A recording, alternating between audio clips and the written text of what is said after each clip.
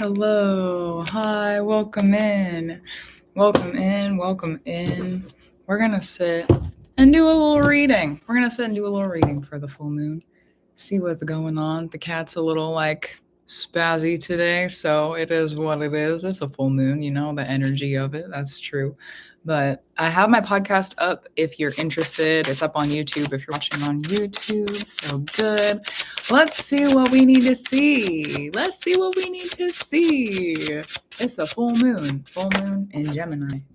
And this full moon, I'm really tired today, y'all, but I wanted to get on and do a reading. I don't know if you can see it you can see it on YouTube. I'm a little sleepy. My eyes are a little sleepy. It's been a time, man. Oh, we got something grounding, something that we need. Ace of Cups.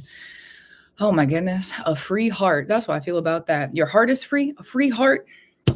The heart start of the heart. The heart start. It's a free heart. I'm about that. That sounds great to me. A free heart. And a couple more cards coming out. Nine of Wands reverse. Free heart. New start. One of the things I was thinking about this right before I got onto the stream, that in the podcast when I was talking about this moon, because Mercury went exact or direct at the exact same time that the moon had its fullness go exact. So it's at the exact same minute. Thank you for that. It's at the exact same minute, which is crazy to me because the moon is ruled by Gemini. So it's a moon that's ruled by Mercury. And Mercury is going direct at the exact same time that the moon is full. Interesting. So, I've been asking myself a lot recently, who planned this or where is this coming from sort of thing. Yeah. Anyways, so going back to the podcast. So one of the messages that came through on the podcast when I was filming for this week and for this moon specifically is we're going to have this full moon is meant to be disruptive. It's meant to be a moon that is very disruptive. It's meant to break it up, shake it up, make something getting tossed up in the air. And then we have basically all week to kind of get into it and welcome, get into it and settle into the ground of it. Cause we have a third quarter moon in Virgo coming up as the sun shifts into Capricorn season. So it's going to be a week of now everything's up in the air. I don't know about you, but I know about me. I spent basically all of yesterday crying my eyes out because of the disruption. It was a needed disruption. Okay. It's the moon. Moon is powerful. It's a needed disruption, and the things they needed to be broken up, they needed to be brought up to the surface. But now it's also in the adjustment of things. It's okay, well, where do I go now? And that's what a lot of this next week is going to be, is with the disruptions that have happened. It could be heart space. It could be Jupiter and Sagittarius and Mercury, which is kind of what this is being ruled by. Very, very schooled. It's a lot of information. It's very yappy. It's very chatty. And it's also taking that information and turning it into something else. It's teaching itself. It's teaching other people. And so there's a lot of this higher energy going on of how can we, with this higher energy happening, something being disrupted, how can this higher energy that's happening, and it could be through different words. That's what triggered it for me. This disruption was somebody said something to me, and immediately there was a part of myself that became freed for the first time maybe ever in my life. It was pretty crazy to experience. I know that I've had that happen in sessions with people when I'm when I'm the one who's facilitating the space, you know what I mean? But to then be the person on the other side who is receiving it, and I wasn't even in a spiritual sort of session space. It was somebody said something to me, and immediately I was my heart was unbound from something, and I was I gotta cry about this for a long time. So that was yesterday. That was before the full moon went exact. So good. So good. Yes, it is amazing. It really felt amazing. And so with that liberation, honestly, the liberation has been a big word recently. Liberation, the liberation of the heart, liberation of the practice. So this week, I guess that's true. Bringing in the liberation, it's meant to be disruptive for a reason. Because what happens if you've been in preparation work? And that's one of the things. All right, let me put the cards down for a second, actually. Let's put those there. We still have to get to these, but there's a couple things coming up and just talking about it. One of the things that's been on my heart and my mind recently is preparation work. Preparation work, because in my sessions with people recently, it's continually preparation work. People being prepared, people being prepared, people being prepared. And that's a lot of the create change session that I do with people. It's a lot about sitting down and like, how can we work with the transits coming up? And how there's a lot of different ways that that session can work though. And recently it's been preparation has been like the thing that everybody's working on. And so it's preparation work, preparation work. And a lot of the times I made a video on TikTok about this recently. A lot of the times when we're in spiritual, and this is specifically, I want to make this very clear that this is specifically spiritual preparation work. If you've done magic or you've done spell bindings or you've whatever it is that you've been practicing, that then guides the future. It like sets up points in the future for you to maybe cross through or different things you would have to do. And like that's the process of how magic kind of creates is like you do things now and that creates an order that can either repeat or create change or and there's a lot of different ways that it works. Okay. But on a very simple sort of like just foundational level. And so a lot of people, when preparation work happens, stepping back to that, when preparation work happens, a lot of the times we're doing it blindly because we don't understand yet exactly. At least this is how it happens for me. Let me speak more specifically. This is how it happens for me. And this could be different for a lot of people. So discern for yourself. A lot of the times when I'm being prepared for something, I don't know what it is that I'm being prepared for until it's time for me to see it, until it surfaces, until it gets to the top, until I'm ready for the uncovery or the discovery or the how else could I talk? The responsibility, that's also true. I don't know what it is that I'm being prepared for until I'm ready for the responsibility of whatever that thing is. It could be an initiation that I'm going through. It could be, there's so many different things. For a long time, for several years, a long time for me, it was different forms of initiation, but it can also be like, maybe there's something that you asked for and that's that you have to be prepared for those things too. So anyways, preparation has been like a big thing recently. And with Saturn being in Pisces, we have to be really consistent and diligent and like continuing within those preparations, even if we're not really sure exactly what's to come or what's happening. And one of the big players in the chart right now oh my goodness. One of the big players in the chart right now, the astrology chart right now, is that we have a dark moon in opposition to Chiron retrograde currently. So while all of this preparation work spiritually is going on, we have these mother and father figures, the shadow mother and father figures in astrology, because we have Saturn as the father and we have like the moon archetype is more motherly. There's like different, you could sit in mother, father, more like positive or different forms of those lessons with other planets, but in the shadowed essence of it, the dark moon would be the mother and then Chiron would be the father.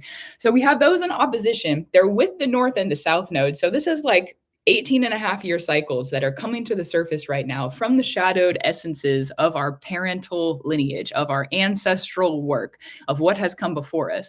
And also speaking on liberation, with Pluto no longer in Capricorn, we are no longer having to be bound, having to be grounded in what has come before us. We because of the switchover of Pluto into Aquarius, there's now the liberation of those bindings. If you have done the spiritual work, because as Pluto shifted into Aquarius, it was in Pisces. Saturn was in Pisces, which rules over both Capricorn and Aquarius. So the spiritual hierarchies and the spiritual work of things is like what consecrated those separations of ancestral curse, like the curse breaking is an example of that, curse breaking and different story making for the ancestors. So those are some big things going on. And with the shadow of the mother and the father coming to the surface, we have a lot of, in my opinion, like, yes, the light casts the shadow. And at the same time, if there's anything in the shadow, sometimes that can kind of determine where the light goes or how dense the light has to flow to be able to get into the shadowed spaces.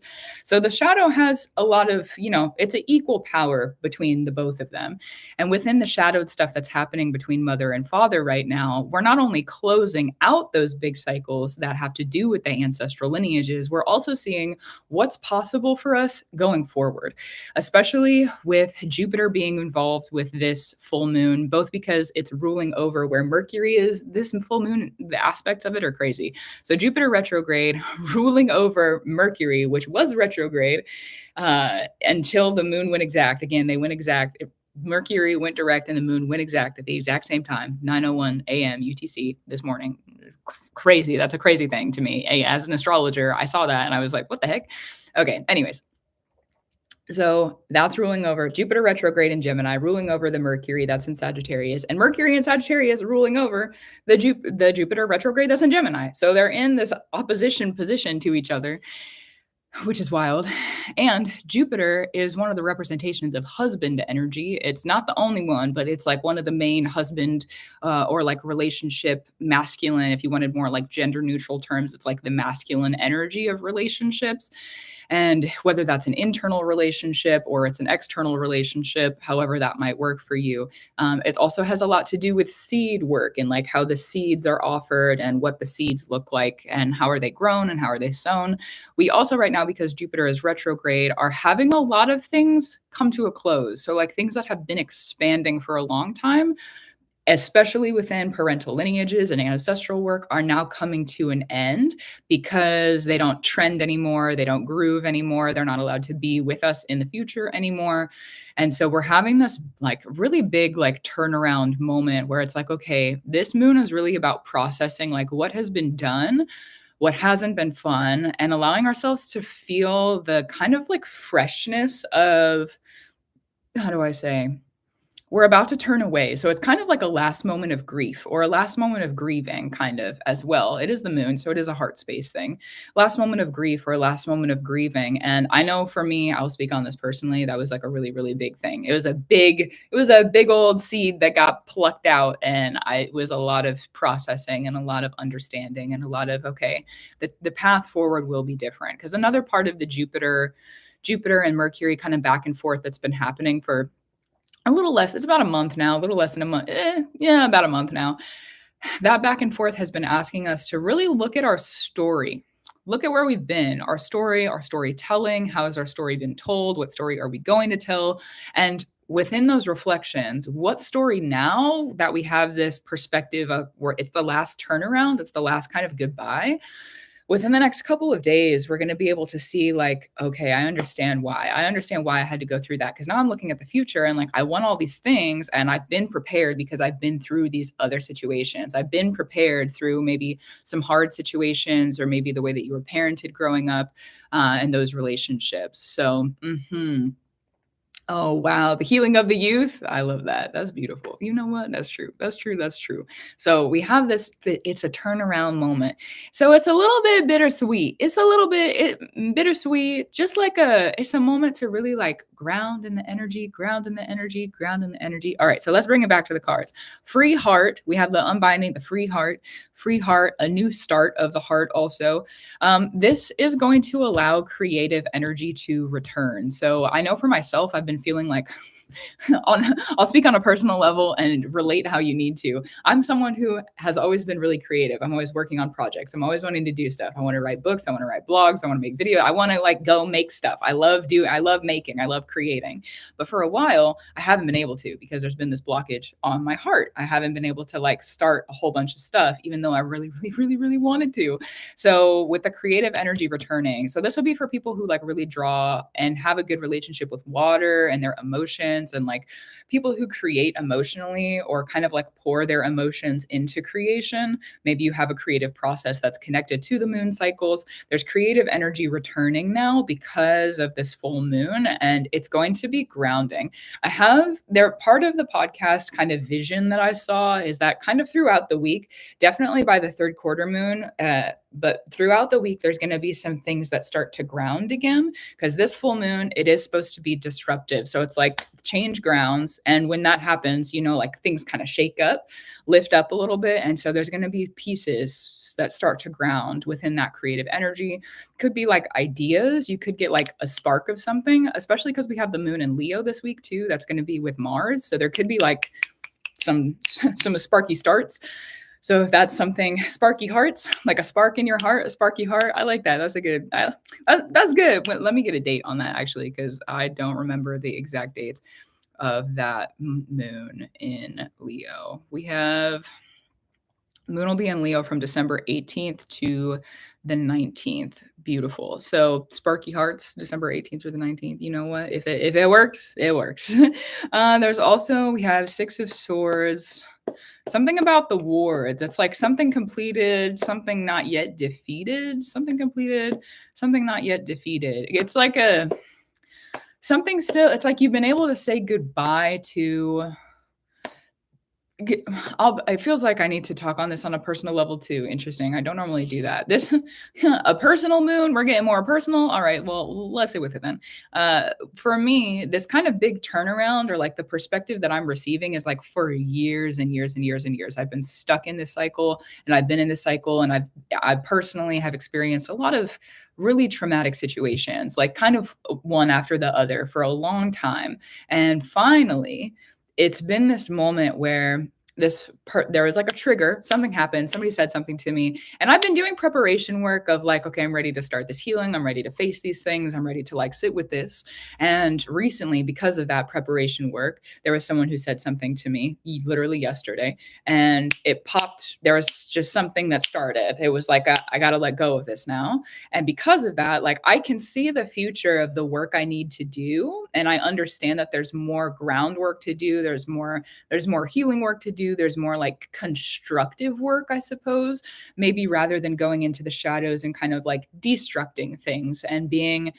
It's more of a constructive. Okay, I like that. It's more of a constructive now versus a destructive. So if you've been working with the heart energy and however your storyline kind of plays into this, we're not so much focusing on the destruction anymore, the destroying of possible relationships, boundaries, mindsets, maybe however that might work for you.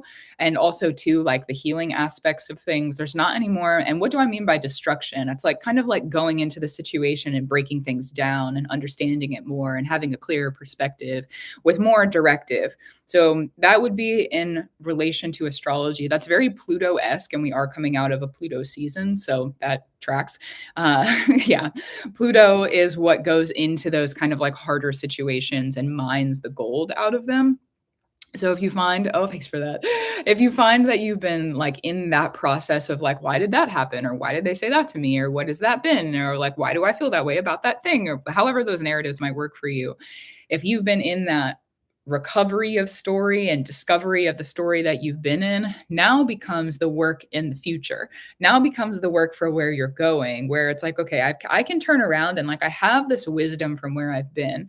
I have this wisdom of this experience, but I'm not there. I'm no longer going to return there. It's almost like this moon marks a boundary point. It's like a check mark or a save point. I said that in one of my recent podcast episodes. I don't remember what it was about or where it was, but it's like a check mark point. Like we're entering a check mark point. We're not going to have to go back. We're not going backwards. We're not going backwards anymore. We're not going to really even be allowed to go backwards. Like there's some things, especially too with like coping mechanisms. There's some coping mechanisms that we've had to like unlearn that are not going to work for us anymore.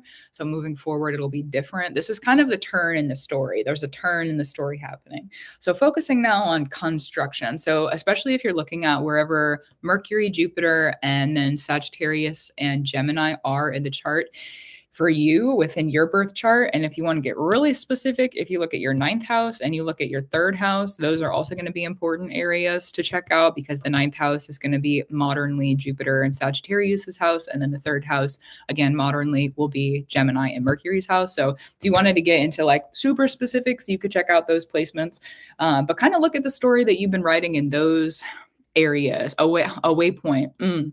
Yes. Interesting. So look at those areas in the chart, see what story you've been writing and see what's been coming to a close, see what is kind of like you're turning away from. That'll help you understand maybe where you're going and the work that needs to be done. Another part of the podcast is that with that third quarter moon, or I guess information that came from the podcast rather, that is relevant for what we're sitting in right now, that third quarter moon in Gemini, it's going to be like an arrival or a destination point of, with all this stuff that's kind of up in the air, we're able to see more clearly through. It's kind of like if you've ever seen the movies when there's like a slow motion, it's like everything is kind of like chaotic, or things get thrown up in the air and then suddenly it's kind of slow motion, but the main character can see wherever it is they're trying to get to, or like can see the target. That's the energy of this as well. It's like there's a short-term target. The other part of this that I didn't talk about in the podcast that I want to talk about now, because I was thinking about this earlier today and I was like, why didn't I say anything about that in this week's episode? Crazy. Anyways, is that our next node, our next south node, is in Virgo. So the third quarter moon that's happening at the end of the week, what is it, the 20th through the 22nd? Yeah, that third quarter moon in Virgo. We have an eclipse coming up in Virgo. We have an eclipse coming up in Virgo. It's a full moon eclipse. It happens, let me give you a date. Full moon in Virgo, March 14th. Okay, so this grounding that's happening at the end of this week, if you want to look big picture and you're someone who works with the long-term moon cycles, check out your Virgo placements, check out your Mercury placement, look at your sixth house also. That's going to be important. Look at those areas in your chart specifically. We're about to be walking into about a year and a half around that of eclipses with Virgo. So it's a lot about earth information integration, very health related. So the food that we eat, our workout regimen, we've, at least I have seen kind of an uptick in the trend of like body talk or like body image speak, and like the trends of fashion, and how like I've just seen creators talking about how things are shifting a little bit and how maybe, like keep a healthy perspective on with yourself around kind of the trends that are starting to pop up. So with that in mind, it's going to be kind of a focus over the next year and a half that we get really comfortable with our heart and our body. And like the South Node asks that we get really skilled in this area and that we're just kind of naturally moving in the energy that is easy for us. So health hopefully will become a little bit easier with the South Node in Virgo, health being things like sleep, diet, there's a lot of other stuff that could go into that, but how the body is integrating that information. If you look at it on an external level, it's also how animals communicate. So if you're looking at like the way that the birds fly, or I know like my cat, I have to talk to him differently than I would talk to a human. So like that sort of thing. Sometimes I can talk to him. He does understand some English words, even though sometimes he pretends not to. But speaking of, he just showed up. But yeah, the cat, and being more in like the animalistic energy. And that's kind of why it has to do with how the body integrates information as well, as like animals sometimes speak very physically. So that is a part of it. If you have, it'll also be, let's back up a little bit. Big picture too, one of the things that Virgo allows us to do is integrate like the primal wisdoms in, if we're getting into the body, whether that's just going on a walk, or if say someone is not able-bodied, literally if you are able to just sit and be aware of the body and like however that might work for you, and like feel the energy moving through it and really work with it in that essence, it can be a very still practice. I think maybe in our narratives, I don't know, let me not get into that actually. Pause, rewind. Just sitting and feeling the energy can be important, and with that comes a lot of information. There comes a lot of information with that kind of energy, just sitting with the body, understanding the body, listening to what the body has to say to us. It's a very, very dark, sacred space. And the way that I explain also Virgo and Scorpio's relationship, because Scorpio is where exchanges happen. Somebody has something, somebody else has something, and then there's a swap, there's a trade of some kind. Libra, which is where the South Node is now, that's where it's balanced. So we have the South Node in Scorpio throwing everything out of balance. People are taking what they want. People are overgiving, maybe, possibly. It's a time of betrayal and manipulation and a lot of like power grabs and power jabs and a bunch of that sort of stuff. Okay, it was a hard time for a lot of people. Then we have the South Node in Libra bringing those scales back into balance. Okay, so it's like we have to figure out now we're balancing again. The South Node, when it moves into Virgo, which is January 28th, now that we've done the work to bring things into balance, hopefully that's true. If you're doing that work, there's still obviously like, what is it, like a month and a couple weeks ish, month and a week about. So if you're still trying to figure that out, we've got some time. Don't stress about it. You're doing great. Okay. You're doing great. Don't stress about it. So we're bringing those into balance right now, South Node in Libra. When the South Node moves into Virgo, the balance that we have created now is going to unbind the contracts that were swapped when the South Node was in Scorpio. Because what happens when the lunar nodes are moving, they're moving in reverse. So we're doing this kind of like backwards story within astrology. But if you look at the frontwards story, so like just the direct story with Virgo and Libra and Scorpio, Virgo, the story of Virgo is the story of Persephone, where she eats the seeds and now is bound under contract to have to go to the underworld, which is Pluto, the eighth house. And then Demeter, also the mother figure, is like, hey, give me my kid back, and like fights for the time. So that's a part of the story too. And I don't want to dismiss that because that's an important part of the story. That's true. So with the sixth house, Virgo sort of space, we are signing the contracts of those exchanges. It's like how we exchange glances with people, how we would share communion with people or eat food with people. It's also about to like say that you take a group class, or like for myself, I train MMA, and that requires like skin to skin contact with people. It could be like a dance class. That's going to be something where there's skin to skin contact with other people. Anytime that you're interacting again on those more like primal animalistic sort of energies, those are going to be more Virgo related. And so because the South Node is in Virgo and we've done all this balancing work, we're now going to be let out of whatever contracts we've been in for a long time that required the betrayals that happened when the South Node was in Scorpio. Talk about an alleviation, okay? Talk about no more, talk about like, we're done, let's close the door. So it makes sense that this moon is kind of like a signification, grounding point of change. Pay attention this week to kind of like what shifts or like what is going on. I know with the clap for sure. Yes. Pay attention this week if you're interested in kind of like some long-term effects of what could happen, because that third quarter moon again is the 20th through the 22nd of December. So pay attention to kind of what's shifting around you. How is the story changing? Because once we get to the South Node in Virgo and then we have the eclipse in Virgo in March, that's where the change is like, okay, we're in it and we're fully like, we're integrating that change now rather than kind of like adjusting to it. And also on the bigger picture with Pluto moving into Aquarius, the way that Saturn and Neptune are transiting right now, we are in an adjustment period currently over the next several months, really until we get through Aquarius season. So, take your time with it. Take your time with it. Be gentle with yourself. Be gentle with the process of adjustment. It's a lot. I haven't gotten to the Capricorn season episode of the podcast yet, but we're going to have a lot to talk about. It's a large adjustment. We're going through a large adjustment period. So just be gentle again with the dark moon and the Chiron retrograde and how they're aspecting. It's a lot of reparenting right now, being very parental to ourselves. We're also being asked to become a little bit more maturing and realizing kind of where we've been, why we've been there, where are we going, and what are we doing in the future versus where we have been. So it's a turning point, it's a shift. Let's see what else, because that was a lot of, I feel like, very logical perspective, and we haven't gotten into the more magical perspective yet. Temperance, patience and persistence. Patience and persistence. We can't see it. It landed face down. It could be patience that's being offered to you.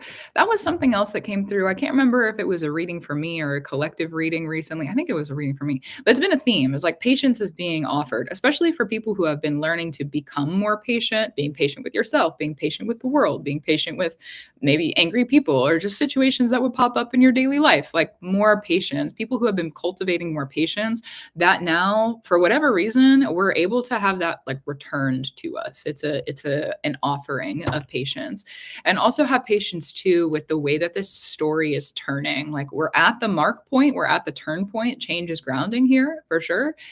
And also that turn point, have patience with the turn point, because if we're just turning and we're looking at the new story, we have a long ways to walk still. There's a whole story we got to write. Something else about this that we cannot see. Interesting. Order. Hello, order. Oh my goodness. Oh my goodness. Even hold on. Sometimes You ever have just a whole bunch of words pop into your brain and you want to say them, but you can't say all of it in that exact moment? It has to be a string of words.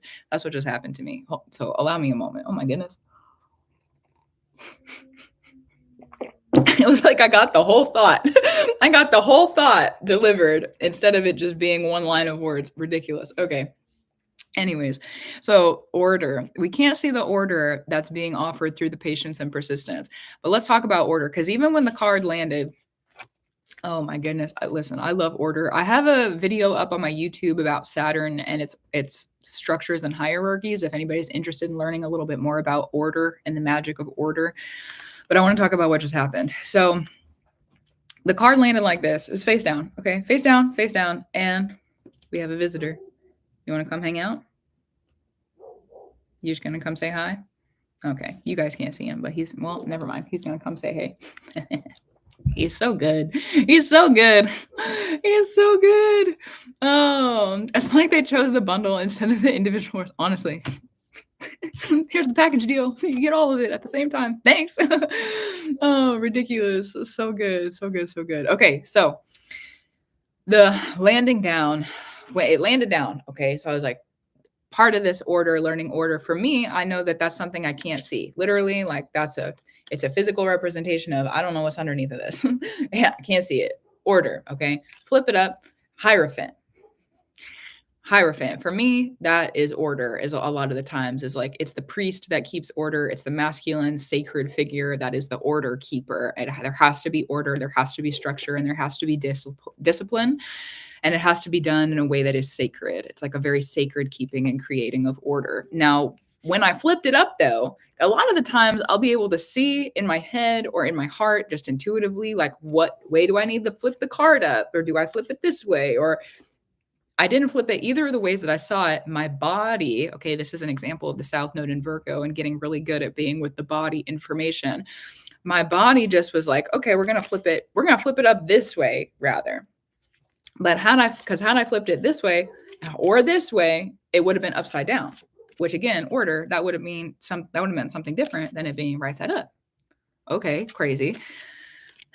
That was really specific. That's why that was the whole thought. That was the whole thing that got delivered into my brain at the exact same time. So thanks for sitting with me. It was overwhelming to receive all of that simultaneously. Goodness.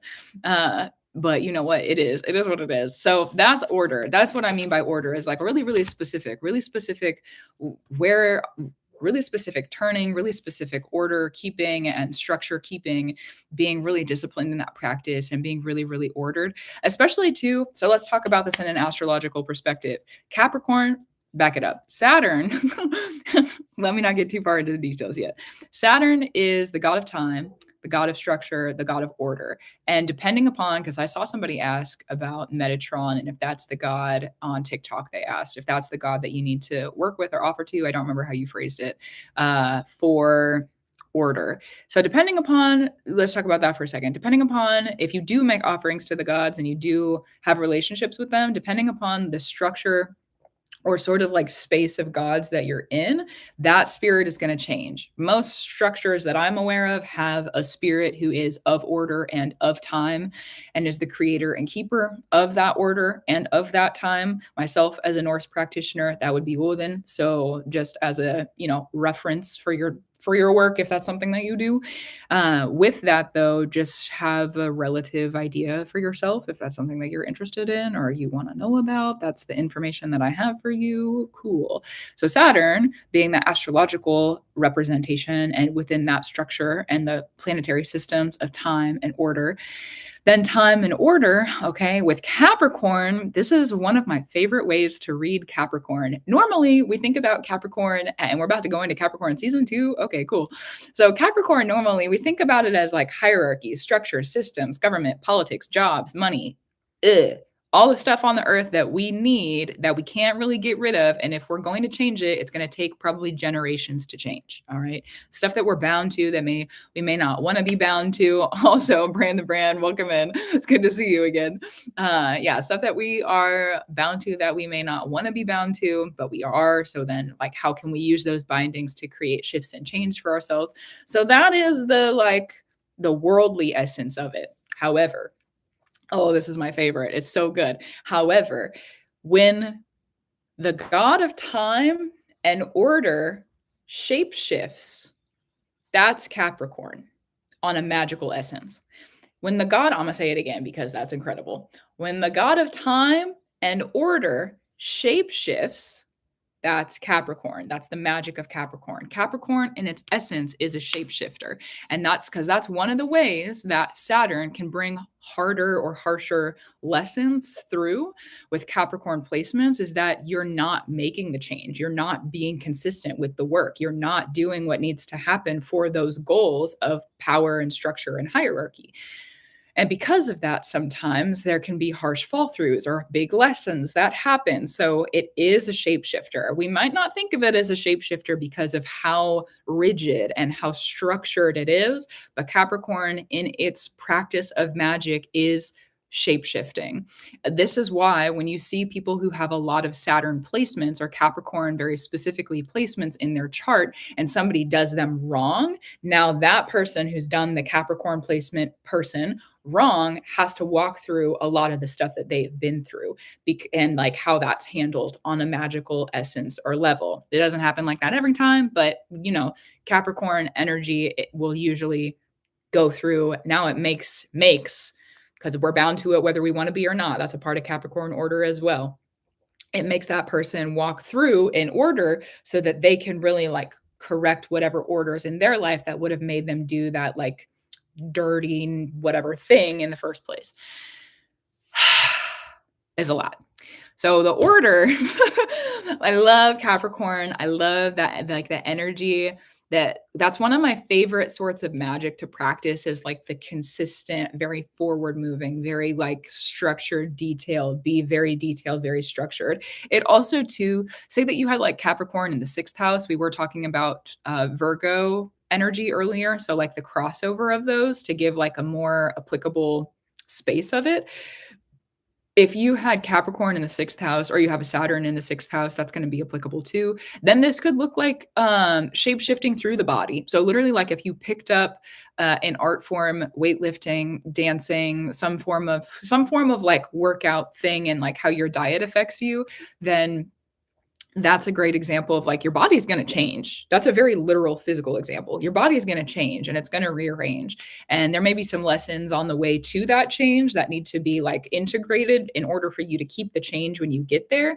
And that's one of the reasons that Capricorn is so like directive, and it's like a hard correction and direction is because Capricorn energy understands how much power, energy, and time it's taken to have the order that has been created and is not willing to go in the destruction order. It reminds me of there's a Little Sims song, and I can't remember what the song is. And I can't even remember the words around it, but the lyrics of this one specific thing are popping into my head where it's like she can't F around because she has things to lose now. And that's a, how do I say, can't mess around because she has like some stuff to lose now. So like she has to be careful basically. That's also an example of how Capricorn and like why the corrective and directiveness of Capricorn is so, how do I say, so hard sometimes. It's just so like it's because it's really big impacts. It's a big impactful energy. But that's how, if you think about training and like fighting, like when people do the shin conditioning and they're like kicking and kicking and kicking and kicking and kicking, okay, to condition like the bones and whatever else is going on inside the body. That's another good example. Is like it has to be done for that essence so that it's like a preparation work. It's like constant preparation work, constant preparation work. Interesting. So we have patience. That was a long side tangent, but necessary. It was necessary. Sometimes the side tangents are necessary. You ever get down the side tangent, you totally think that it's the wrong, speaking of story energy, and it's like the wrong path. You've taken the wrong turn, but ends up you took the right turn. You just didn't realize it. And now you ended up with everything you wanted. Crazy. Okay. So patience, persistence. And this is a lot of like, we can't see the patience. They both landed face down. So we can't see the patience. We can't see the temperance. We can't see the persistence. We can't really even see the order. It's almost like I was thinking about this yesterday. Interesting. Hold on. I'm going to drink some coffee and then I want to get into that.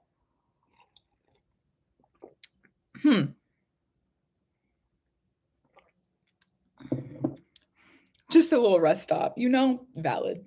I was thinking about this yesterday in my own personal story, because I was thinking about, again, going back to the beginning of the reading, like the changes in my story and kind of what's being brought to the surface and the shifts and kind of where I'm going and how am I going to handle that and what story do I want to write? What direction am I walking in? And like, how am I going to navigate it? And I just had this feeling. It was like a feeling, but it was also like it made me kind of happy because I was like, there's clearly things bigger than me going on right now because I am walking. It's very obvious to me that I'm walking through very specific pathways in this current moment. There's this area of my life, and then there's this area of my life, and then there's this area of my life, and there's this area of my life. And I understand that they all have to do with each other, okay? They all, because it's my life, so they're all interwoven, they're all a part of the story, they're all there. But I just realized I was like, I don't understand yet how they all connect, but I know that they do. And clearly they connect. Interesting. This is going to be interesting to figure out. This is going to be an interesting connect the dots for the future. This is going to be, and I was thinking like big, long term as well. Hello to you too. Hi. So good. So I was thinking like big, long term for the future of like, how are these working together? What is this really going to offer to me? And I was also thinking too, one of the energies that's been around recently, okay, if you don't need to talk about it, don't talk about it.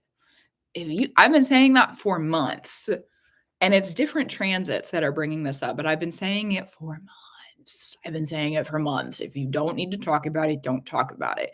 If you don't need to talk about it, don't talk about it. Don't talk about it. If you don't need to talk about it, don't talk about it. And I want to talk about why that is, okay? Because there's a whole bunch of transits that play into this. That's true.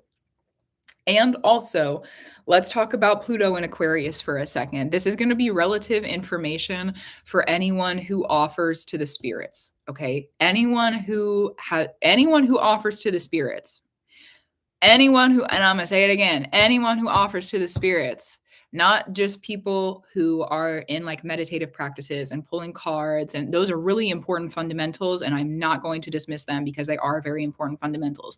This, though, is in very specifically veined information for people who are trained to give offerings to the spirits, who make offerings to the spirits, who make offerings to the gods, who, if you are someone who actively would say, this is for this spirit, here is this thing, and it is for this spirit, this is for you, okay? Because you have higher information, higher wisdoms, you have the information of the spirits and the gods that are being offered to you then in return. Pluto in Aquarius is the secrets of the primordial order. The secrets of the primordial order. So those practitioners who work with, offer to, have relationships with very specifically spirits who are older, larger, and have existed before they got here on the earth, that means offerings from those spirits with Pluto and Aquarius now become the secrets that bind you to other people and become the secrets that can be used against you. Protect yourself, okay? Especially for people who are working with bigger projects, people who are working with, it doesn't even matter, okay? If the spirits that are on your team protect you and direct you and give you stuff that you need that is not for anybody else, keep it on the down low. Keep it hush. Keep it related to yourself and related to your spirits and your practice, but don't tell anybody. Don't tell anybody. I'm screaming from the rooftops. Don't tell anybody. Don't do it. Don't do it. Don't do it.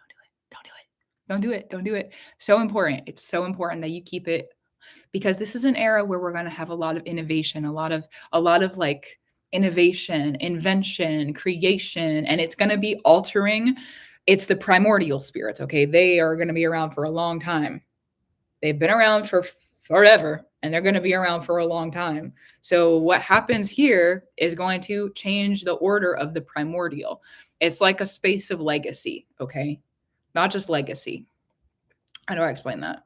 Legacy, it's like pre-legacy. What are you doing before the legacy? Pre that. And what is created, especially on a spiritual level, and especially because we're entering Pluto and Aquarius with Saturn in Pisces, it's a very spiritual. It's like a spiritual introduction to this new space. Spiritual introduction. So keep your instruction. If you're somebody who has like instructions, and this is not going to be applicable for everybody, okay? So if you know that this is for you, then resonate with it. But if you feel like it may not be true, then receive it how you need to. Receive it how you need to. That's true. Okay. So sit with your instruction. If you know that there's information coming in that is not meant to be shared with other people and is only for you, if you know that there are things that you need to be doing because there's preparation work that the spirits have you in for whatever reason, I'm going to say it again, be disciplined for yourself. And this kind of goes back to the patience and persistence. We may not understand exactly kind of like, wow, that was a really big circle to get back to that card. But you know what? It is. We may not understand exactly like why we're being led in the direction that we're being led in right now. Saturn right now is sitting with the grandparent. Saturn is sitting with its parent, and Saturn is the father figure. So like we're sitting with 3 generations of planets right now. The primordial spirits, order and time, which is a crazy concept to me. The spirit who birthed time. That's like a mind-blowing thing to me. Anyways, okay, backtrack. And then Pluto, which is the son of Saturn. So we have 3 generations in that space offering us the secrets and the wisdoms for different disciplines, practices, innovation, creation. There's a lot of change that's going to be ushered in during Pluto and Aquarius, and the spirits are allowed now. It's like that transit allows them. It's like permission from the structural order that we're in currently allows those bigger spirits, the larger spirits, stronger and longer in time spirits as well, to now arrive here and offer to us, which means it's bigger magic, it's bigger wisdoms, it's bigger. So you may not understand where you're going, but if you because this era is also a lot about trust. So if you trust the spirits in your practice, continue to trust them. Continue to trust them. Continue to trust them. My goodness. Oh my goodness. Oh my goodness. Ah, so good. So good. Oh, thanks. Thanks for that. Wow. Oh my goodness. I need to find a sticky note. You know what? That's funny because I just ordered some sticky notes for myself. I just put them out before my live. That's so good because I'm starting a new project. Super excited, but I needed sticky notes for it. So yes. Anyways, oh my goodness. When does that happen? Pluto is already in Aquarius. Yes, Pluto's already in Aquarius. We're already here. We have arrived in it. We have arrived in it. Yes, that's true. Okay, let's see what else. It feels like maybe a message or 2 more. Not so sure. Not quite sure. No more war. No more war. No more war. Interesting. Hold on. Let me be more specific. We need the other card deck. Hold on. We need the other card deck. That's what we need. Something we can't see. Also, ooh, that was sneaky. Did you see that? That was sneaky. It flipped around real sneaky like and said, I'm going to sit in the deck. You going to see me or not? Which I did. Of course I did. Of course I did. You're going to see what you need to see. It really did. It snuck in there. It flipped over. It didn't make a whole fuss about it. It didn't do anything like that. That's the gods. That's the gods card. The gods grounding. And you know what? I feel like, oh, goodness gracious. You guys. I feel like for months now, how long has it been? Basically every collective reading that I get on and do, every single one, somewhere in the reading, every single one. When is this going to happen? When are you guys getting here? Just kidding. Let me not rush them or ask that question. The gods are grounding. Literally, I say it every single time that I'm on live stream. Every single reading that I do. Every single one of them. I do. And this one, it was sneaky. It sneakily said, you gonna see me or not? You gonna see me or not? We're in the deck. We flipped it over. We're in the deck now. One of the cards, the gods are grounding. Also, it's like the grounding in the hand. Interesting. Grounding in the hand, the grounding in the hand. It grounded in the deck in my hand. Also, human experiences are spiritual experiences, and spiritual experiences are human experiences. This is a great time to be grounded in thyself. This is a great time to be grounded in thyself. We would not be able to sit and talk to the spirits or have dreams or experience paranormal activity or any of that if we didn't have a body, if we weren't on the earth. Spiritual experiences are human experiences. Human experiences are spiritual experiences. So what else about this? And the gods are grounding. Gods are grounding. a human experience that is spiritual, a spiritual experience that is a human, that is human or is a human, is human, is human. Let me be specific. Is human.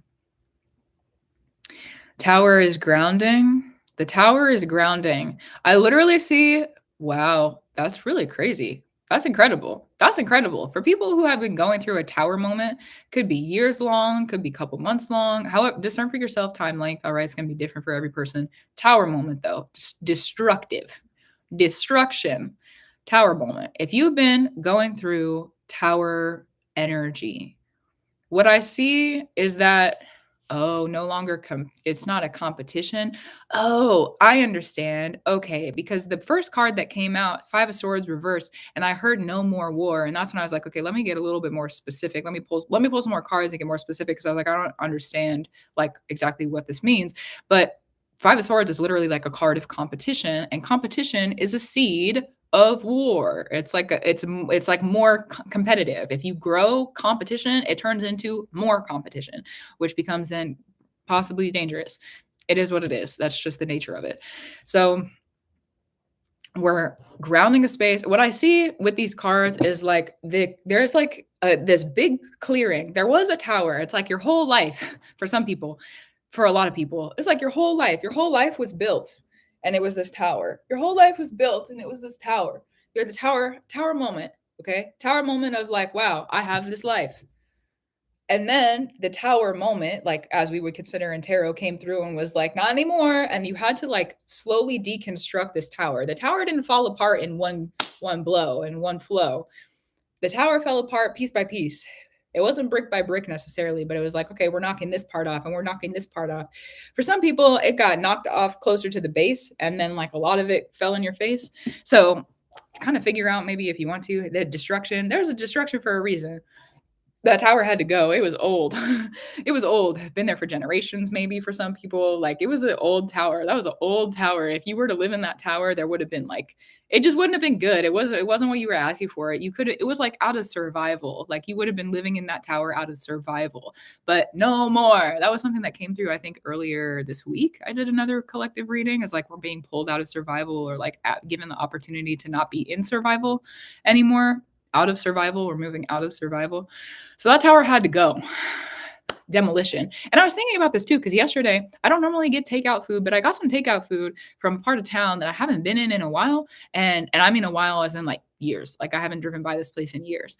And I was turning onto the road, and years ago, there was a building there it was a nightclub. And I remember interviewing at the nightclub. I used to be a bartender, for people who don't know. Before I did this on the internet, before 2020, I was a bartender. The plan was always to kind of like shift gears and do my full-time work.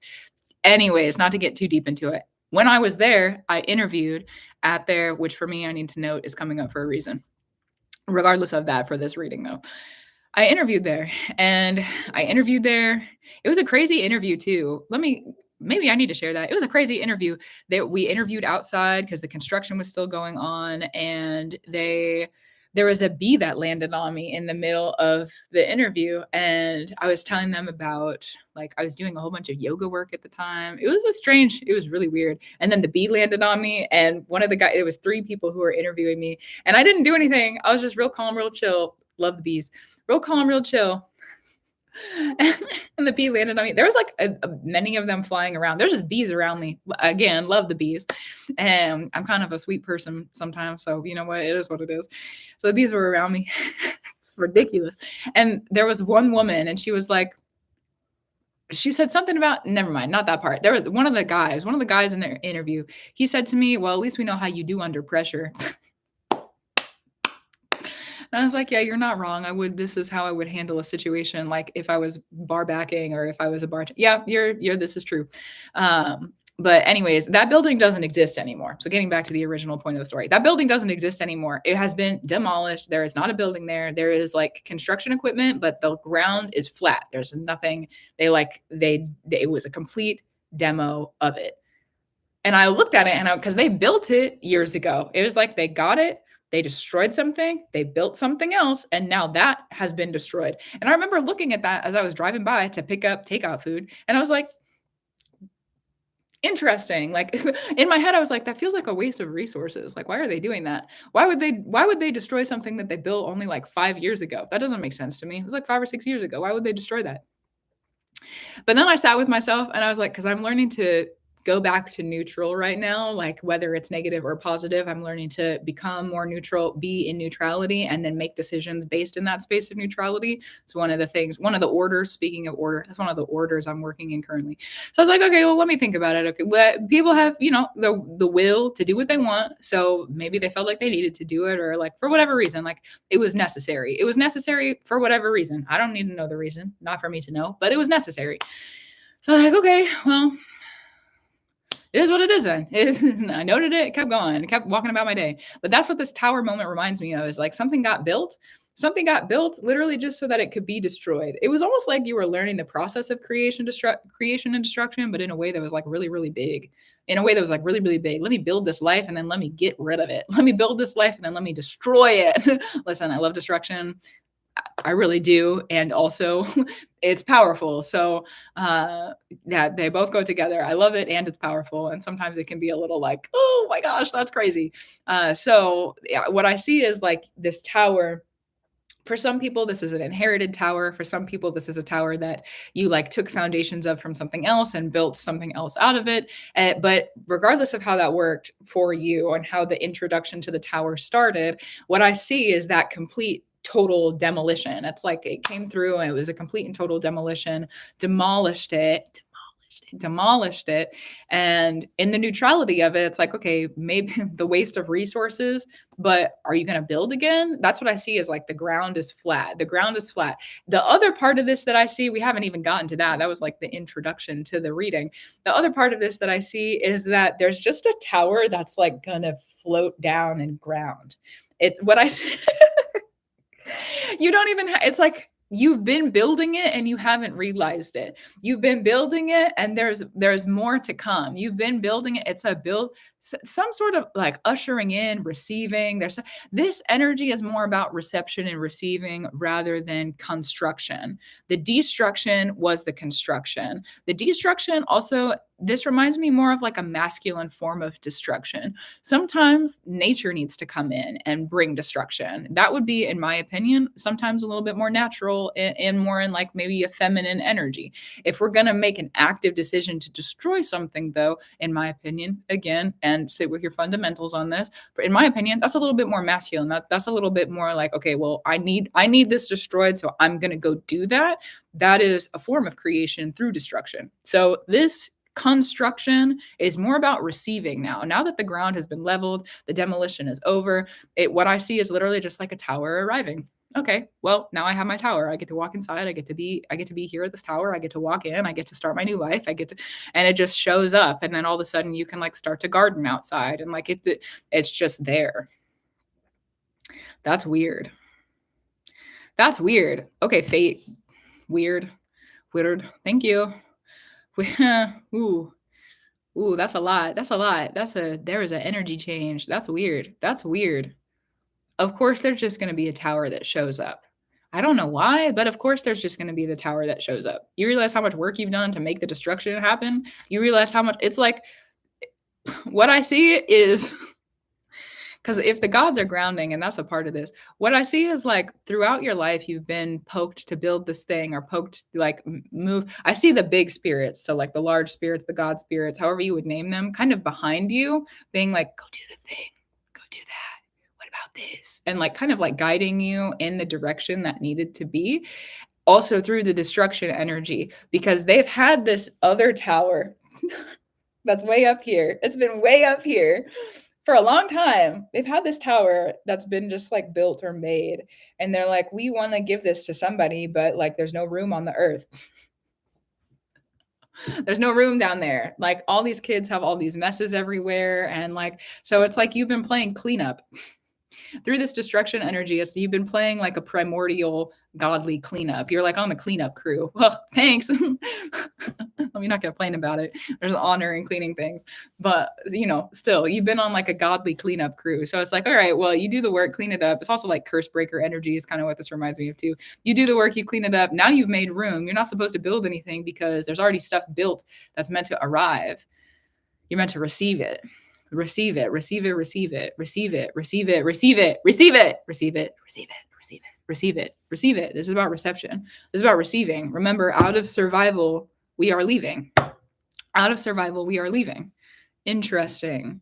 Interesting. Interesting. Oh my goodness.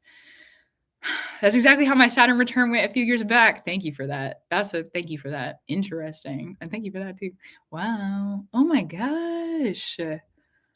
I'm learning about holding that center space for myself. Yes. It's been a lot of like neutrality, you know? Mm-hmm. I also heard not miscongeniality with neutrality. That's something I've been learning about. Not miscongeniality. Like if you're neutral, you're not supposed to be popular. If you're neutral, yeah, that required a yell apparently.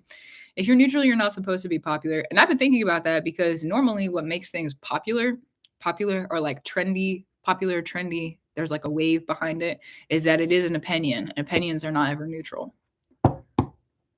Opinions are not ever neutral. They're always something. They're always something. That's why a lot of the times when I'm teaching things or reaching people with information, I always try to give like a grounded, here's the other side of this, or how it could work, or the neutralness of it. Because it's not supposed to be popular. And that's another thing. There's an interesting theme. All right, hold on. Before we get into it, I can feel that this is important to talk about. My womb space is like, we need to receive this. Okay, so one of the things I've been receiving, I'm not really sure where this is coming from. I'm not really sure even like, I know this is a part of that order that came up earlier that I'm not supposed to understand the articulation of yet. Let me get to the point. And let me prove to TikTok that I'm a real human being. Hold on. Thank you, puzzle piece. Okay. So one of the things I've been thinking about, it's been just kind of this whisper in my heart and mind recently, is the witches are the ones who keep the balance. They say that in like all the TV shows. They say that in all the movies. Like witches are the ones who keep the balance. Witches keep the balance. Witches keep the balance. And that means that if there's things that are unbalanced in the world, witches are the ones who bring it back. You can't get too far away from that center point. You get too far away from that center point, you become untethered. That's death. Love you, death. And also, that's a part of it. It's not the full picture of it. There's more to it than that. But you get too far away from it, it becomes really dangerous. And so witches and the practitioners, it's like if things get out of order, then they're the ones who reach out, bring it back, rebind it up. We got to rebind the order. We got to rebind the balance. And through so many different forms of practice. Love you, Magick. Through so many different forms of practice. And so there's a lot of things right now. I won't speak too deeply on that, but it's just like there's just been this whisper of like witches are the ones who keep the balance. Witches are the ones who keep the balance. They keep the balance. That also means doing the unpopular things sometimes. That means doing the thing that other people don't want to do sometimes. That means being the person who's going to step out and say something. Sometimes it means being the person who's going to be quiet. Sometimes it means something different for every single person depending upon the situation that you're in. But witches are the ones who keep the balance.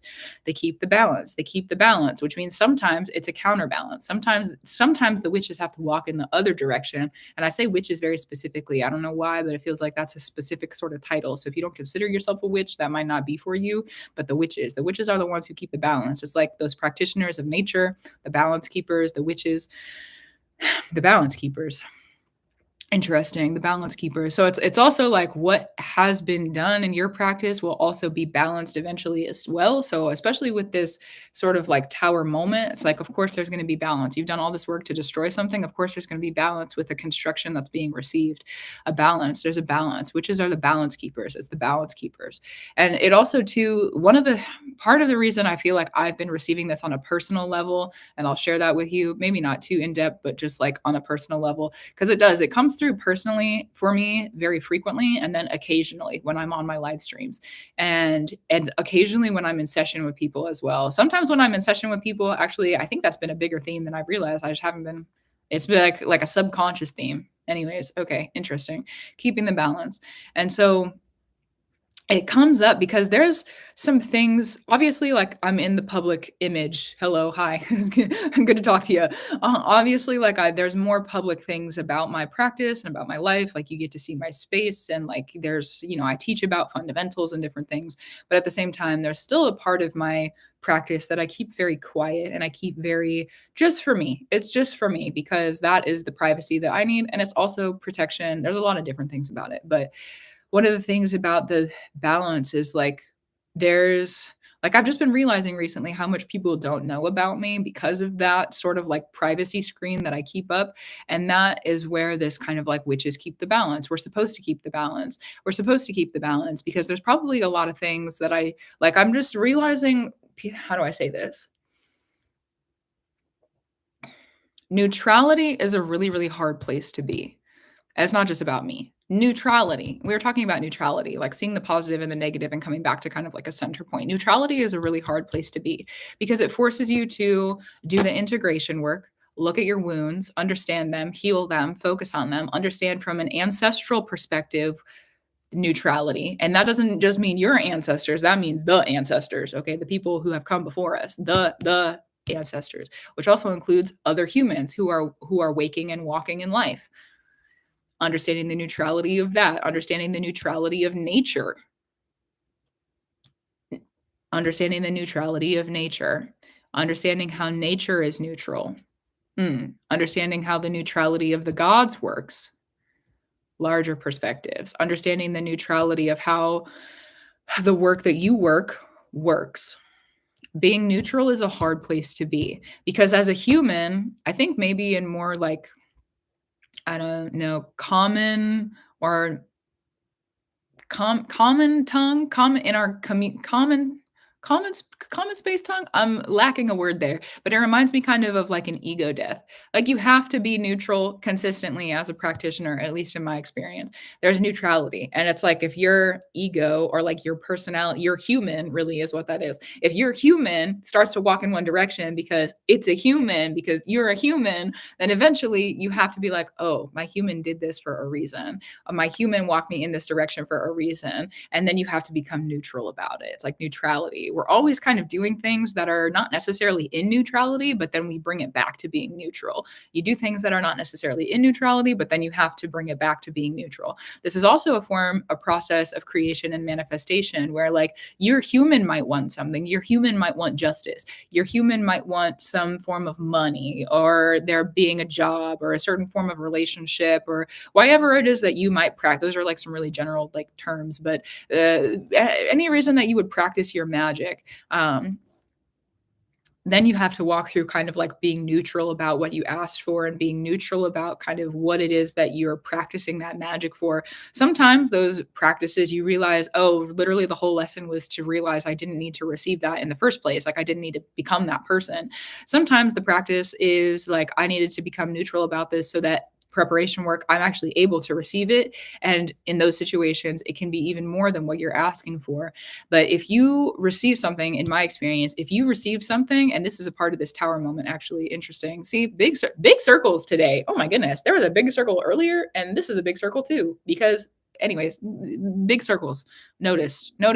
Clock it. Got it. Thank you. With the neutrality of well, now let me bring it back. The neutrality of what it is like if you ask for something. What was I talking about? I noticed the big circles. I was talking about neutrality. Don't let it get away from you. Neutrality, being and what you've asked for, the tower moment. Sometimes within the tower moment, having the 1, 2, 3, 4, interesting. And it's the 15th. Don't get distracted. This is important. That was more for myself. In those big circles, destruction. Why can't I see it now? Not that I'm blinded to it. Let me go back to it. Neutrality. Let me sit with it. Patience. True. Let me drink some coffee, actually. Let me drink some coffee. Let me rework it.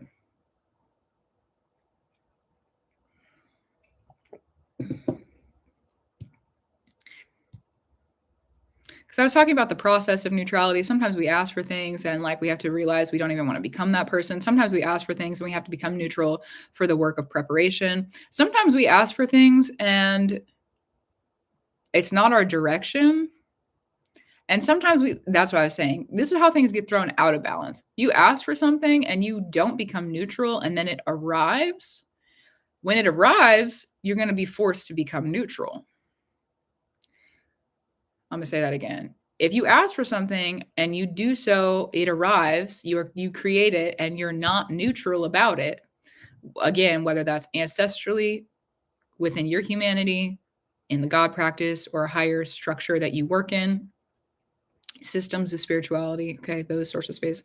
You ask for something and you're not neutral, and it arrives and you're still not neutral, you'll then be forced to, because it has been done with magic and spirit, you'll be forced to become neutral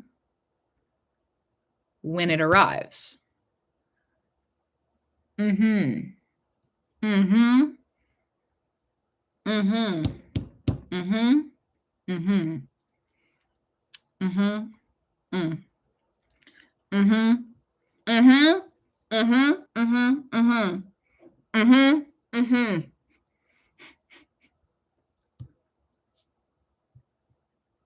There's so much more I want to say about that, but I just feel like I need to stop talking about it. If you have something, because that's true. That's one of the ways that it can, yeah. And sometimes that happens, like the way that magic works, it teaches us a lot. So if you ever had something arrive, I guess kind of my pages is a great example. I had my pages arrive in a place where I wasn't very neutral. Not a bad thing. Not a bad thing. But I've had to learn how to become neutral about it through the years, having neutrality, keeping the balance. So especially if you have like it in that form of creation where like you're not neutral and it shows up and you're still not neutral, and then you have the thing, you have whatever it is that you created. Now you have to also not only transform the internal so that you are neutral, you also transform whatever this is so that it becomes neutral. So then the neutrality is a part of that kind of like living, breathing entity thing that is now in your life.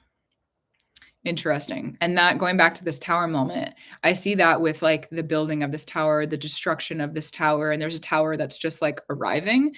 For people who have been doing that deconstruction work, maybe it's ancestral deconstruction work. I keep talking about the ancestors. They've been coming up for like several minutes now. So maybe it's ancestral deconstruction work, could be self deconstruction work, maybe system deconstruction work, dream deconstruction work, God spirit deconstruction work, deconstruction work. You've been in the deconstruction tower moment again, months, years, however long. And you've reached a place of neutrality. Okay. The ground is level. You've leveled the ground. You've done the work to bring into fruition a neutral space and place.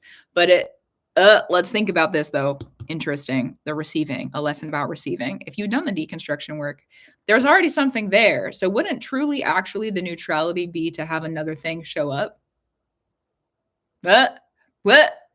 Don't give up. Also is what I hear about that. Don't give up. If you really, how curious, because there was already a building standing there. There was already a part of your life that was there. Hello.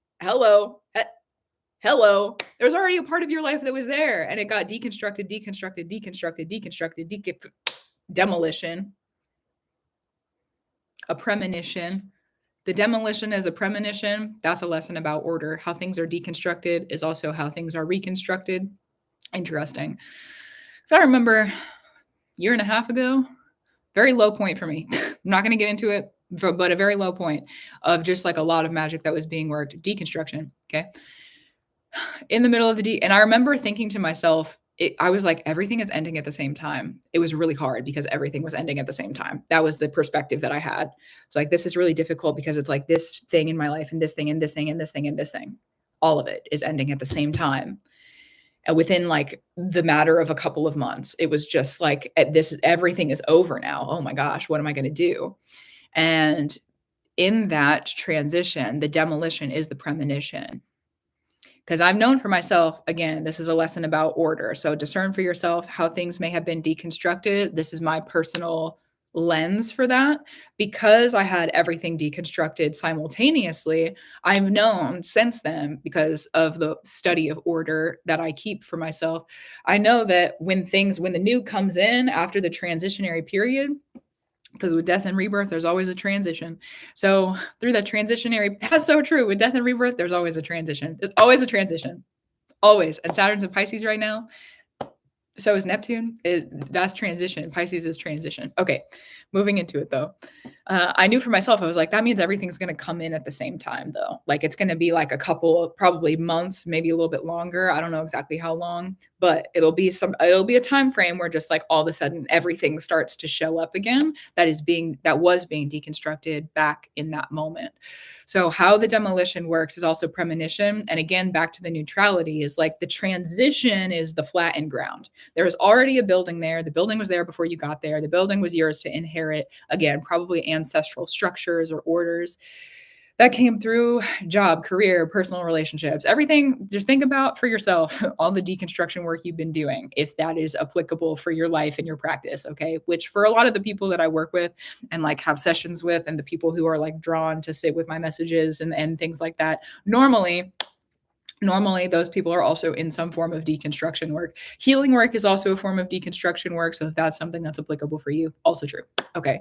So think about how the deconstruction work has happened over the previous maybe couple of years, really since the South Node was in Scorpio 2021, end of 2021.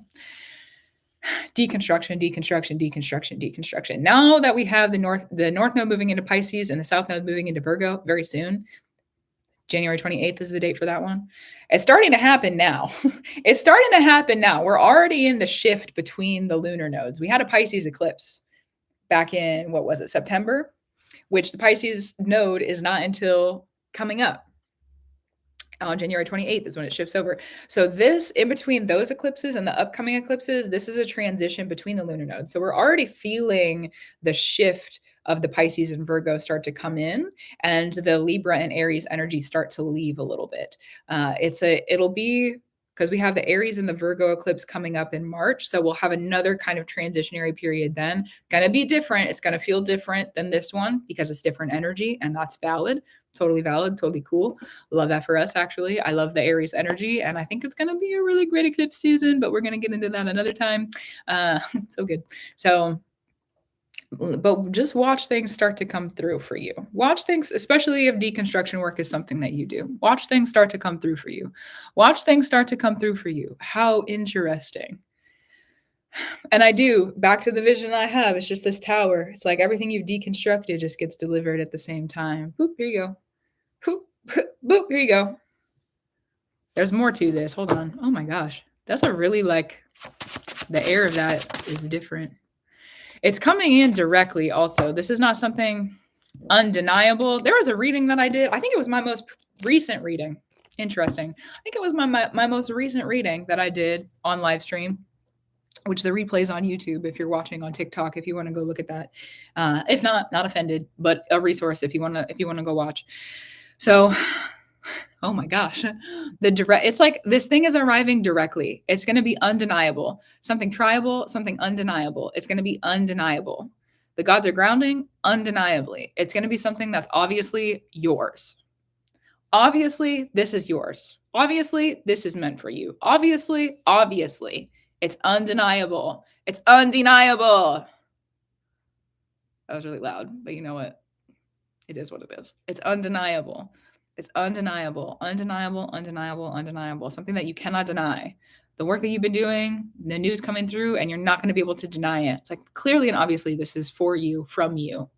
Old you who's doing the deconstruction work was making room for the new you here now.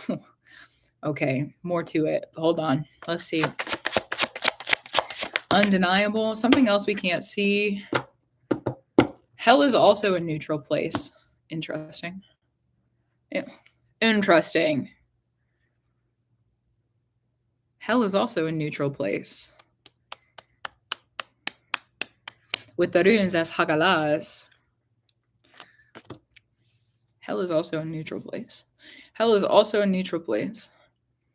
Which, to explain a little bit more about the Norse structure and just kind of what I'm thinking about in my mind right now when it comes to that, the realm that hell is in is it's like the underworld where the ancestors go if they have not fought with honor. Like if they did not live their lives honorably, If they were a person with no honor or did not have the honor to be able to like rise up into either Valhalla or Folkvangr, which are two different halls, one Freya, one Odin, switched order though. Valhalla is Odin's hall, Folkvangr is Freya's hall. So for discernment on that.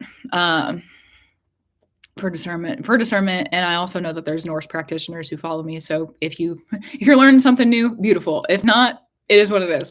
But hell is where it's the underrealm. And interestingly, about trees. Okay, let's talk about trees. Love trees. How does the water get to the midpoint? Okay, if we're looking at the realm structure, Midgard is in the trunk of the tree. It's the middle of the tree. But the roots have to bring the water up from the wells. They have to go through those realms, which means hell is necessary. That realm that's in the dirt, in the junk, in the gunk, that's where the nutrients are. It's necessary. It's a neutral place. Because if you can be in that place and that space and you realize how to create honor for yourself, at least within the practice I sit in. Okay, so discern. Then you're able to rise up. You can get up because the water comes from the bottom of the well up the tree. So like you might get caught up in that stream. Okay, well now you're in the Midgard. Now you get to come back into where there's not a place of all of this like chaos or destruction or the hell. Now you're not there. And when I say hell, I mean HEL, 1, not 2. 1L, not 2. Yeah. Interesting. So it's like it's a neutral place. What did you learn there? What nutrients were given to you? What was offered to you in that underworld, in that place where maybe you were not an honorable person, or maybe there were people around you who were not honorable, or you had, it's like hell, that place in space underneath in the gunk and the junk of the roots where the nutrients are, where the water comes up, it's like to help wash you clean. And it like washes and washes and washes and washes. And it brings up the minerals and it brings up the nutrients. And there you can create honor for yourself. There you can create honor for your actions. There you can create honor for your family. There you can create honor for you. You can create honor for what you do. You can create honor for the gods. Because if you get, again, if you look at the tree structure, that water goes all the way up. It goes all the way up to the realms above us, where the fairies are, where the gods are, where the giants are. Like it's up there. It goes up there. Again, this is the Norse tree. Very specifically, that's the one that I'm familiar with. It's the one that I work with. It's the one that I understand. So yes, just for discernment purposes. So that up there, the water has to come from all the way underneath. So it goes up to them too. It goes all the way up, all the way up. It's not that in hell you're disconnected from the spirits. It's not that in hell you're disconnected from the gods. It's just that you're in the roots. It's supposed to be dark. It's supposed to be a little bit tight and a little bit not bright. It's supposed to be constricted and restricted. It's pressurized under the earth. It's pressurized under there. You got all this water coming up. You got the earth on top of you. It's supposed to be. It reminds me of like a forging energy. Like you get forged, okay? And once you realize how you need to be and who you need to be, then you get lifted up into the Midgard and it gets easier to see. It gets lighter. There's not as much pressure. It's different. It's a different, but it's also neutral. It's also a neutral place. It's a neutral place. And it reminds me of like the narrative that I hear. If anybody's seen Supernatural with Dean and Sam, okay, I love that show. It was one of the first witchy things I got into. I was like 13 years old and a friend gave it to me. And so really, I haven't seen it all the way through. I didn't ever watch all the seasons, but it was one of the first things. She was like another super witchy person. She let me have her DVD when you still watched. Oh my gosh. When you said somebody the other day, my age has been coming up recently. I'm not 30 yet, but I'm also not a child anymore. So anyways, somebody the other day, there was a song that came on and I remember writing, this is such a side tangent, big circles. We'll go in the big circle. Somebody the other day, there's a song that came on at the gym that I train at and they looked at me and they're like, this is probably before your time, right? And I laughed and I was like, no, we definitely rode on the back roads, like in our car listening to this. It's like, I didn't ask them, but after I got home, I was like, how old do he think I am? Like, how old does he think I am? Like, how old does he think? If I look younger than I am, I'm sure, whatever, I'll take it. That's great. Anyways, so and this friend years ago that gave me it. So I was like, that's showing my age when you still watch TV shows on DVDs. Okay. It was the time we were in. Yes, the time that we were in, I got that first season of Supernatural. I started watching it, but it reminds me of like there's something that Dean says. I don't think it's in the first season because they're trying to get. They're like there's like a demon that they're trying to get at that got their mom years ago, and like their dad is missing, and there's something about like walking through hell. I can't remember when it comes up in the show or like what the narrative around it is. I just remember Dean being like, I have to walk, like he's the one who walks. I don't remember. Okay. But something about that, if that's even important to you, okay, clock it if you need to. But let's keep walking with it. It's like a walk. And the attitude though, that I remember from that is like, it was like a very like angry, like I've had to walk through hell. It was a very like, kind of valid. We're humans emotions again. And learning about neutrality though, it's a very like once you can, and this is one thing I've learned about like the battle and the war and just like the stuff that you don't want to go through. If you're able to sit and you can kind of the narrative of like laugh where you cried or love yourself, love the experience. Like if you're able to sit and be grateful for what you've been through that has been really hard, that is a sign or like an indicator that you have then reached a place where you can honor it, which means also honoring yourself. And what we're saying about the roots and the water coming up, right? So it's like now you have like been revealed out of that space, but for a time you had to be sealed in it, sealed in the earth, encased in it, so that you can then surface through that transformative process. Speaking of transformation, actually, one of the other under realms in that Norse tree is about transformation. I read a story about it. I can't remember which realm, what the like old Norse name of it is right now, but it's the realm of fire and ice. It's about transformation, going through transformation. And I read somewhere once that if you leave the realm too early, you're poisoned. You carry the poison with you because you didn't go all the way through the transformation. So it's like you can't leave early. You can, but you're still going to carry. It's like if we're talking about this destruction and this like demolition energy, it's like you can't put a new thing on that if it hasn't been completely demolished. You can't have the new thing if it hasn't been completely flattened out. You can't have any of the foundation left over. You can't have any of the bricks. You can't, none of it. None of those tricks. It all has to go. It all has to go. And it reminds me of that too. It's a place of like learning the neutrality and learning how to be within that space. Feels like whoa, okay. I was gonna say a little bit more, but then my brain was like, no, there's definitely more. This is also, the gods need to give this to you. Interesting. You can't see it, but that's true.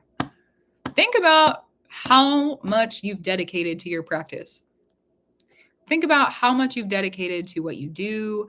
Think about how much you've dedicated to your work spiritually. Think about how much, if you make offerings to the spirits, think about how much you've dedicated. How much have you offered? Has it been returned to you yet? Because if not, then it would make sense that they would need to give it to you. That's a law and a structure and an order, talking about keeping balance, talking about keeping balance. And the witches are the balance keepers. Of course it would be returned to you. That's part of the reason it's undeniable. Yes, I have earned this. Yes, I did offer for this. Yes, this has been created through the magic that has been worked by me. Yes, yes, yes, undeniable. It's something that you need. This is interesting that I was just talking about the realms as well, because that's the other card that came out. It's like a whole different tree. Interesting. It's like a whole different tree. What I see is somebody in one tree, because we're talking about the tower demolition and how the tower is like completely demolished, right? And then there's a new tower that's arriving. What I see is a person, those like what cookie is that? Where it has is the Keebler elves? Is that what it is? The Keebler elves? Where it's like the door and they're making cookies in the tree and it's like the little fudge cookies. Okay. It's like that. There's a door on the tree, but it's like a human size. There's a door on the tree, and it's like I see a person walking. They walk out of the door, they walk out of that tree, and they've been in this transition without a tree, no tree for a while. I agree. It's a little scary not to have a tree if you're used to being in a tree. Okay. Walked out of one tree, and it's like you've arrived at the next tree. You're just kind of like waiting for the door to be placed on the tree, or like waiting to be welcomed into this new tree.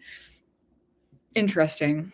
It's a whole new set of realms. It's a whole new set of work. It's a whole new realms. it's not just new realms, it's a new tree. New tree. Another tree, it's not new. A new tree would be a seedling that has sprouted, but this is like a big tree. This is a large tree. This is a tree that's been around for a while. This is a tree that's been around for a while. It's more your style. It's more for you. It's more comfortable. It's more aligned with the work that you do. It's more about your vision. It's more about your precision also. Like it's a tree that's more natural to you. You fit more into this tree. Neutrality and things being natural is something that's been coming up recently. Neutral, natural. Neutral, natural. Interesting. I'm gonna write that down, actually. Bring it back. Write it down. Let's see.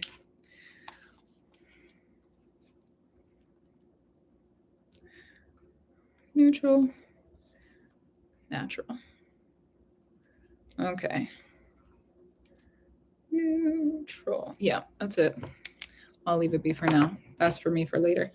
Neutral and natural. So a whole new thing, a whole new tree, a whole new thing, a whole new tree. It's an old tree, but it's new to me. It's an old tree, but it's new to me. So a new tree, old tree, but new to me. Interesting. An arrival out of survival. What else? Is there anything else we need to hear about this? Participation is not needed. That's what I hear. That's okay. Cause I guess I didn't even realize, but that was kind of my question. I was like, what else do we need to do to make sure that this happens? I'm always about that. Make sure I have my P's and Q's, my I's and T's. Let me get it together because I've had things show up when I haven't had the order and structure together yet. And that is not a fun kind of magic to deal with. Don't want to deal with it again. So I always make sure, oh, thank you. I always make sure that I'm like, that was kind of a funny little get. Anyways, let me leave it be. I'm always making sure that I have things prepared because I've had things show up when I'm not prepared and then you can't enjoy it. Then you can't have fun with it. Why would you be practicing magic if you don't get to have fun when the fun shows up? You know what I mean? Like that, it makes the fun even more fun. Sometimes there's like hard work to go through with magic. That's true. And also when the fun is fun, it's even more fun. So I am always on the like preparation work. But what I hear with this is like your participation is not needed. Your participation is not needed. You've already done everything that is necessary. There's just a moment of arrival. Like that's really it. I also hear like we promise that's it. Unless you know that you need to be doing other things, so discern for yourself. But for those of you who feel very resonatory with this, it will arrive. It will arrive. You're out of survive. It will arrive and you're out of survive. For some people, this is going to be happening this week. For some people, it'll be happening throughout Capricorn season. For some people, it could be happening in Aquarius season. For some people, this may take like what I see is like through the North Node in Pisces. It's like towards the end of that. It'll depend on your personal transits or your personal placements in your chart. It'll also depend upon what kind of magic you've been working and how you did the magic work. So discern for yourself if you want to go back and look at the order and the structure of your birth chart and how that fits into the transits. That could be something that's helpful. Also, if you look at the order of any magic that you've been practicing, that could have come up in the reading and kind of like the order and structure of the demolition, the order and structure of the demolishing, and just kind of discern for how that may work or may play out. There's going to be like pockets in the astrology. If you're going and looking at the upcoming transits, if you don't want to book a session with me, that totally cool. Go and look at the pockets in astrology. Like, oh, this is conjunct with my whatever placement this is. Oh, this is conjunct with whatever this is. There'll be like pockets where it's like, this could be a time frame where this thing is arriving here. This could be a time frame where, so go look at the conjunctions. If you're like wondering kind of like what that could be. And I mean, any conjunction, if there's any planet in the transits that are happening right now that becomes conjunct with something in your birth chart, and it makes sense of like, it's more, sorry, there was two squirrels that were like getting freaky on the fence. Strange. Let me leave it be. Messages, reproductive messages. Okay. It'll bring you reproductive messages. That was right time, right place. I feel like interesting. Like find the pockets in astrology. Find the pockets. And anything that's conjunct, as long as it makes sense, and you're like, actually, yeah, that with the energy I've been working in, or with the magic I've been working in. That's kind of how I do those spaces. Okay. Interesting. I think I'm gonna be done pulling cards. That's kind of crazy though. That's kind of crazy, you know? Oh, more kind to ourselves and others. Honestly, kindness has been a theme for me recently. Metaphysical Mike. Kindness has been a theme, you know? That's true. Mm-hmm. Mm-hmm. Mm-hmm. Mm-hmm. Mm-hmm. The tree. Oh, literally me thinking how great for me that session for Change with You was. So good. Thanks. Yes, I love the art form of it. I really do. And also it's something that is learnable, you know. It's a learnable skill. It's a learnable skill, you know. This is my church. Oh, the sacred practice of coming together. I'm grateful for it. I'm grateful for it. You know, that's so true. I've been thinking about recently, yesterday, since we're done pulling cards, let's talk about it. Yesterday, I went to, this weekend has been a big weekend. It's been a big, it's very disruptive, very good weekend. And disruptive moment yesterday. I spent most of the day crying, collecting myself, crying some more, collecting more of myself, crying some more. It was a big process, and I'm grateful for it. It's something that I've been like waiting for. It is a big emotional process that I've been waiting for. Kind of like, when is this going to show up? A little bit kind of like, when is this going to show up? But also, I'm grateful that it did show up because I was able to process it. I've gotten a lot out of my system, a lot off my chest. It's been something that I've really needed. There's been a lot of like emotional press energy around me around that. So it's over now. I got it out, got it processed. Of course, there's more work to do. That's just how healing is. But so I go in and out of that yesterday. And I live like right next to a great park. And I rarely ever go there. And so I don't really ever get takeout, but because of the emotional processing I was doing, I was like, I don't feel like I can cook right now, so let me go and do that for myself. So I go pick up a takeout. And then my spirit was like, I want to show you something, because I had other errands I had to get done, which, speaking of, I got to go do those after I get off of this too. But there were some other errands I had to get done. So like I went and did that, went and did my errands, and then I picked up my food. And then my spirit was like, let's go to the park. Let's go to the park. It was like on the way home. And I was like, I think I kind of want to stop there. I think I want to stop, and I think I want to sit. And I realized it's the first time I've gone and sat with the earth in a very long time. Sat with the earth and like I ate with the earth. I haven't done that in so long. It used to be such a strong part of my practice. And so there is this like really big redirection happening where like my natural fundamentals are returning. I'm not learning, lurking in, not to get too deep into it, but like, as at least in my experience, because I am working on a series of spiritual initiation on YouTube right now.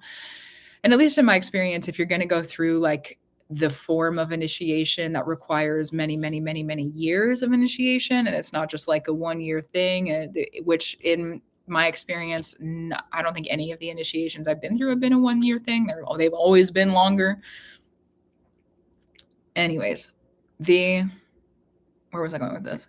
Sometimes in those practices, though, of going through initiation, you have to learn how to work unnatural magic. Even though you're a human and that is natural, it's like going against the forces of nature or going against the natural order, going against that and learning how to do that. And that would be more of like constructive shadow work. I think a lot of the times on our internet spaces, we talk about shadow work as like deconstructive, going internal, healing. It's very maternal, paternal, but there's a part of shadow work that's it's like dark construction. It's constructing in the darkness. And it's a form of construction, sort of construction. Again, this is where like in the reading, like hell is kind of a neutral place to be. It's a form of construction that can be kind of triggering and traumatic going through it, but learning how to do it and kind of work against natural order, because every human is a natural order. You're a natural order, and you're a natural order, and you're a natural, like every single person on an individual level is a natural order. So you kind of have to learn how to work those boundaries, and how does your magic work with the boundaries? How does it need to protect against the boundaries? So you kind of have to learn how to go, again, I say that in quotation marks because it's like, it's everything that in this world is in natural order, but you have to learn how to go against the natural order, and when it's necessary and when it's not. And that takes a lot of training, and it takes a lot of work, and it takes a lot of time. and a lot of discernment and a lot of lessons and a lot of integration. Okay, it's not something that I suggest is going and doing willy-nilly because it's a lot of work. It's a lot of work. It's a lot. It's a lot. It's a lot. It's a lot. And then when I say a lot, that is so general. I don't have the words to explain how many years it's taken me to walk through that sort of magic. Okay.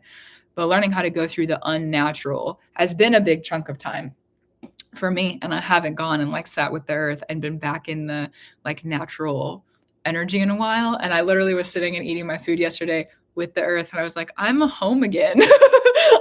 I made it back. Like I'm home again. I did it. That's great. That's cool. And I got to sit and eat my food and be really emotional, clearing, cleansing the grounding. You know, it was so good. It was so good. Why is takeout such a treat during emotional processing? Because I don't have to do anything. That's why. I don't have to prepare the food. I don't have to. Somebody else is going to take care of me. Yes, I'll pay you $20 to do that. Thank you for the meal. That's why. That's why. Oh my goodness. The big circle. And I'm talking about the big circles that have been, if you were in this chat earlier too, like that's been one of the themes in the reading today is like big circles. It took me, and normally it doesn't take me as long as it did today to walk a topic all the way in a circle. But yeah, it took a while today to get through some of those, the circle. It was a good moment. It was a really, really good moment. You know, it was a good moment. So yeah, a change in the story. Now a story of glory. Honor earned. Let us return. Let us return. I'm grateful for that. It'll be a shift. It'll be a shift. And I'm really looking forward to this gift. A whole tower, a whole tree showing up just for me. I did that. When was it? It wasn't in my most recent podcast. It was December 7th through the 13th. I'm pretty sure there was a moment in there where I was doing, I don't know what this is. I don't know where this energy is coming from, but it's giving very like, it's like jazz hands, but in a spiritual way. Not that jazz hands are not spiritual, because again, being a human is a spiritual experience, but like, it's very like, curious. I don't know what it is, but something's coming through. That's for sure. That's for sure. That's for sure. The spirit fingers. I suppose, you know what? Accurate. Accurate spirit. That's funny. Spirit fingers. I didn't even think about it like that. Something's happening though. I can feel it. I've been feeling it for months now. I've been in the like clearing of the darkness.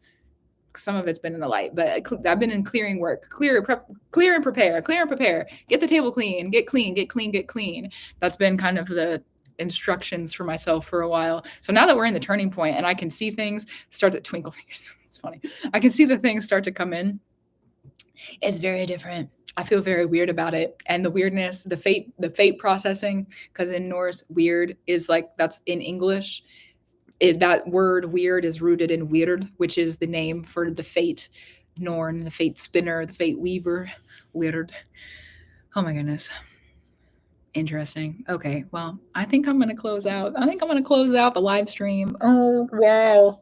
What a good one. This was a great one. I knew that we needed it. I needed it. Hopefully you got what you needed from it too. So gratitude, reverence, and love to you, to each and every single one of you. You know, Scala, so good. So good. Yes. So good. Your blooms are so beautiful. Thank you. I've been keeping more flowers around recently. There's something in my heart that is like, we need flowers. I need flowers. Flowers need to be here. So I'm grateful for the flowers too. There's been a lot of big work that's been happening recently. I keep that to myself, you know. That's true. That is what it is. Thanks, everybody. Oh, have the best full moon day. Hopefully you're not stressed. Hopefully you can take time to rest and do what you need to do, as always. And I'll talk to you soon. Yeah. Bye.